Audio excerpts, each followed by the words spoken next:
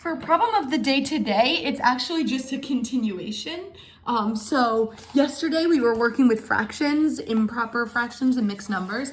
Today, the review is going to be, well, you saw this already because you should try it on your own first, but working with equivalent fractions and then comparing fractions, okay? So equivalent fractions, the tricky part of this is going to be that your answers might be totally different than my answers, because equivalent fractions, you could make so many. So let me show you an example.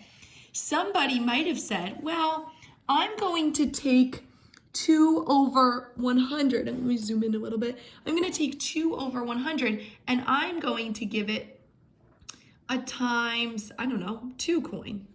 And somebody might have said, okay, that's what I did. And so my answer is 2 times 2 is 4 in the numerator and 100 times 2 200 in the denominator. So somebody might have said, yep, this is my equivalent fraction, okay? Well, somebody else might have said, well, I gave it a times 10 coin. So 2 times 10 was 20, and 100 times 10 was 1,000. And they might say, yep, 20 1,000ths, that's equivalent to 200ths, and they would have been right.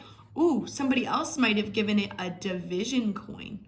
What about divided by 2?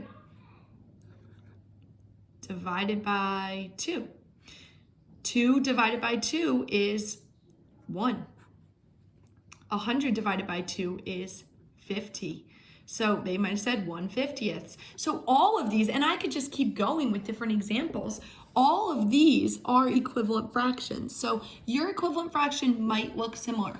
I think the most important thing is, I call them coins just for fun, but whatever you do to the top, you have to do to the bottom. Okay, that's the one rule, is whatever you do to the numerator, you have to do to the denominator. We always say in my class, we say, I'm going to draw a little present here. That's a present.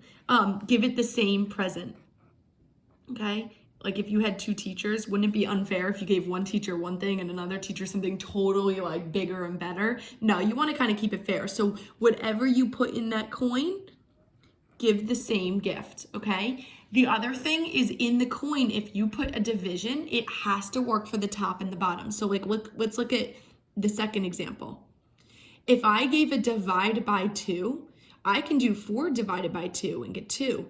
But does 5 divided by 2 work? No. So I can't give it that coin. So you have to give a coin that works for both, okay? So you have to keep it, I'd say rule 1 is to keep it fair.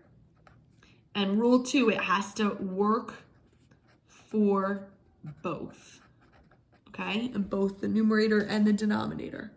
Okay, so I'm going to give you some examples. I'm going to just go kind of simple and give a times 2 coin. I feel like that's so simple to do. 4 times 2 is 8. 5 times 2 is 10. If your answer is different, that's okay. I'm going to give this a times 2 coin. 3 times 2 is 6. 12 times 2 is 24. I'm going to give this one a divided by 2 coin. I'm going to go divided by 2. 2 divided by 2 is 1. 8 divided by 2 is 4, okay? But if you did something different, that's okay. Where I want to spend the bulk of my video is down here, and I'm not saying I'm going to be too long, don't worry, but comparing fractions. These fractions are hard to put a symbol. So we either are going to be using this symbol, which I say always, it looks like an L, right? Doesn't it look like a capital L, like wacky L? And so that's the less than. This symbol, okay, it's the opposite of the L.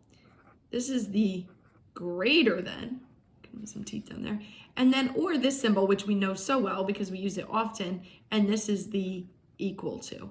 Okay, so we have to choose a symbol, but the thing that really gets me is when the denominators are different, well, it's really hard to pick a symbol. I don't know which one's more and which one's less. There's a couple things you can do, okay?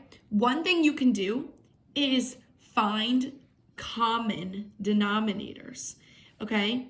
So what my class used to say is, if you want that, and it's okay if you didn't say it like this, but if you didn't, just listen up. You want the same denominator, find the multiples. What kind of multiples? Least common multiple. So multiples are a fancy word. They're so fancy. In younger grades, they just call it skip counting. So multiples of 6, multiples of the denominator here, because we want the same denominator. That's kind of, as a doctor, we're really zoomed in on the denominator. Multiples of 6 and multiples of 7. Oh, multiples are just skip counting? I could do that. 6, 12, and 18, 24, 30, 36, and 42. Okay, I'm just skip counting. Let's do 7s. 7, 14, 21, 28, and 35, 42. Okay, you want the least common multiple. You want the smallest one they have in common.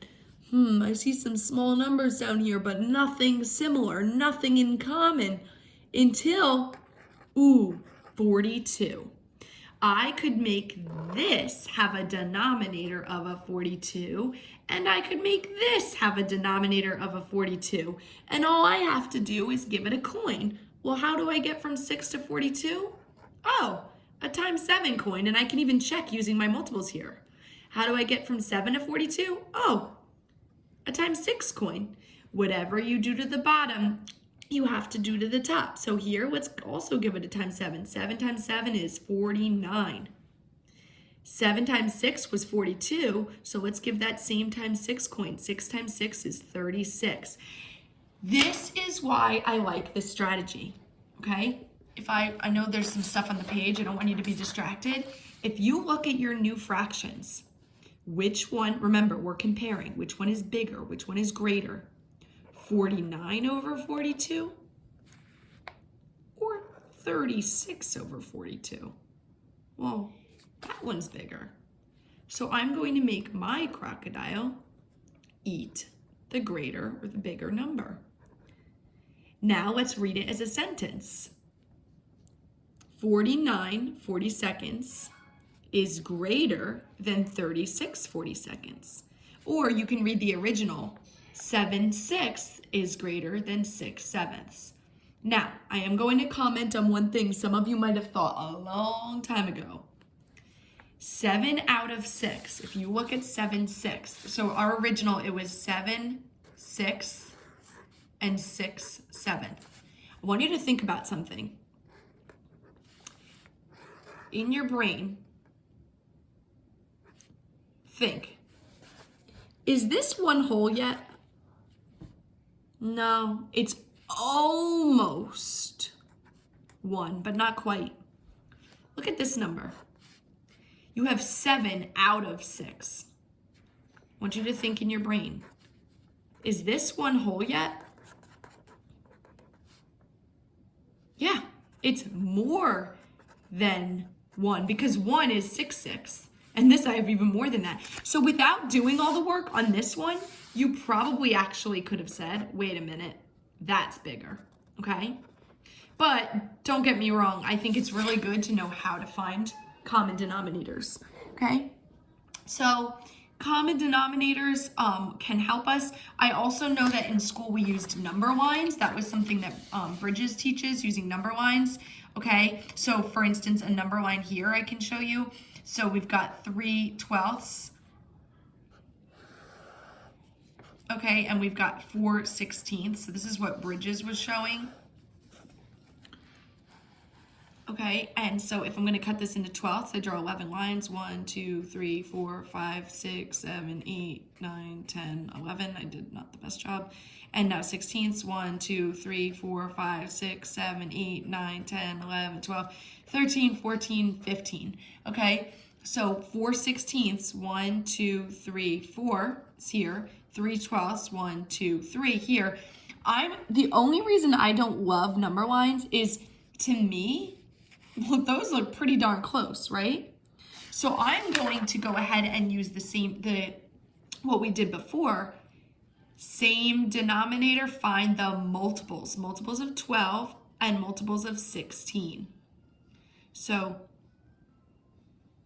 12, 24, 36, 48, and 60. Okay, multiples of 16. It's okay if you don't know your multiples of 16. You can always like add them. I know 16 is the first one. I know 32 is the second one. If you need to add, wait, what's the next one after 32? Well, 32, if you add 16 more. Oh, 48. Oh, wait a minute. That's the smallest thing they have in common. What if I make this have a denominator of 48 and this have a denominator of 48? 12 to get to 48. 12, 24, 36, 48. You could use your multiples right here. 1, 2, 3, 4. So I gave it a times 4 coin. Give the same to the top. Okay, how did I get from 16 to 48? Times 3. So 4 times 3 is 12. So look, they are actually equal. 12 48ths and 12 48ths. Who would have known? That's why I don't love number lines. It's sometimes they can be good, but sometimes it's like, I don't know. I can't really tell. They look similar. Okay, the next one. I'm going to go ahead and just say I know that they both go into 20ths. So 4 times 5 is 20. 3 times 5 is 15. 5 times 4 is 20. 4 times 4 is 16. So this one is just a smidge bigger. Okay, I'm going faster just because I know the video is long and I want to give you some answers. Oh, this one, wait a minute. I know 1/2 is 8/16. 8 out of 16 is half. So now I can easily say, yep, that one's bigger. And we can read these in number sentences. So 1/2 is greater than 7/16. I hope that this video was a nice review for you. I appreciate you taking the time to listen in.